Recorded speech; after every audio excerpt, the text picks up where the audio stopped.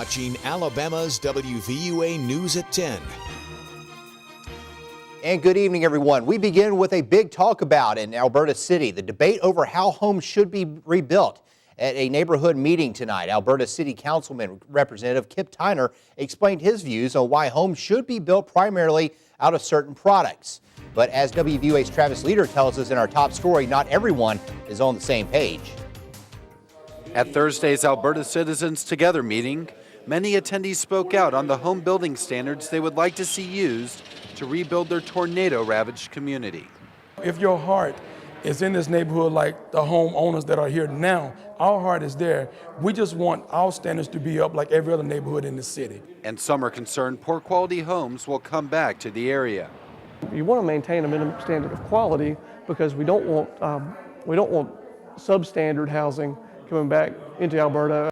But McGuire says there is a fine line when it comes to the city setting standards.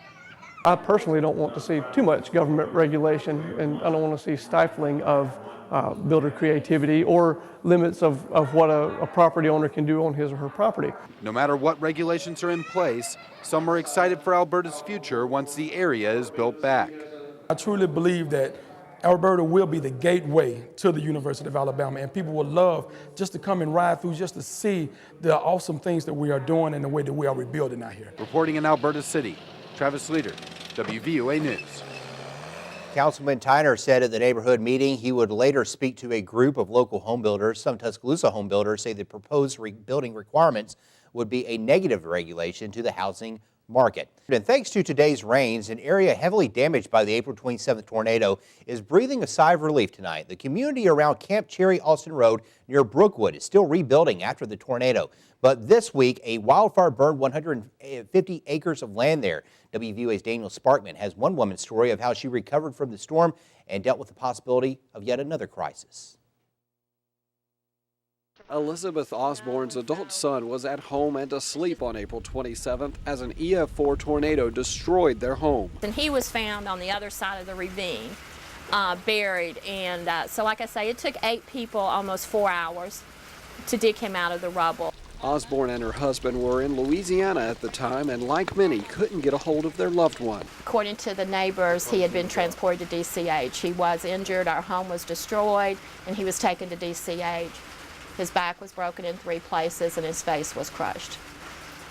We got to UAB about 5:30 Thursday morning and identified him. The Osbornes moved back into their home in October.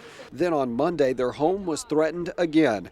A 150-acre wildfire raged for 3 days before being contained. Well, at first I wasn't even really sure. I thought it was just, I didn't realize how big it had been, where it actually started. I really thought initially it just started across the hill here because we could see the flames over here, not really realizing how big of an area it covered until we saw it on TV. Osborne says she learned a lot while recovering from the tornado and that nothing will ever compare. To me, that fire, that was minor compared to what we went through with the tornado. You know, because most of what it burnt was debris from the tornadoes. You know, it didn't burn a house. You know, no one lost their life. It just helped clean up some of that debris that was left over. In Tuscaloosa County, Daniel Sparkman, WVUA News. And the Alabama Forestry Commission says the wildfire was started by someone burning tornado debris. Well, on your home team education watch tonight, the search continues for a new leader of the Tuscaloosa County school system. Today, the County Board of Education met with a group helping in the search to hear the results of 2 public meetings. The board also talked about what they wanted to see in a new superintendent. Susan Salter with the group here helping in the search explained what the public wants to see in their new leader. Classroom experience was going to be very important in the next leader. Somebody who really understands the teaching and learning process, who understands how the school system is run, who has those strong leadership skills. And there just wasn't a lot of interest in a non-traditional candidate.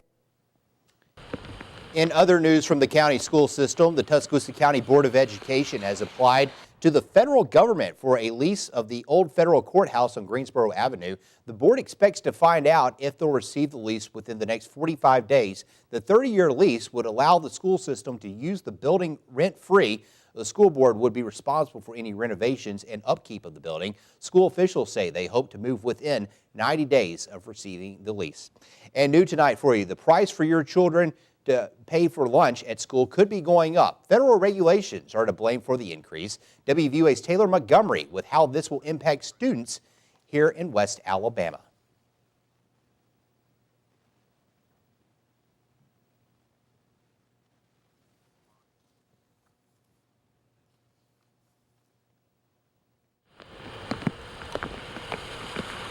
Changes to the prices of its students' meals.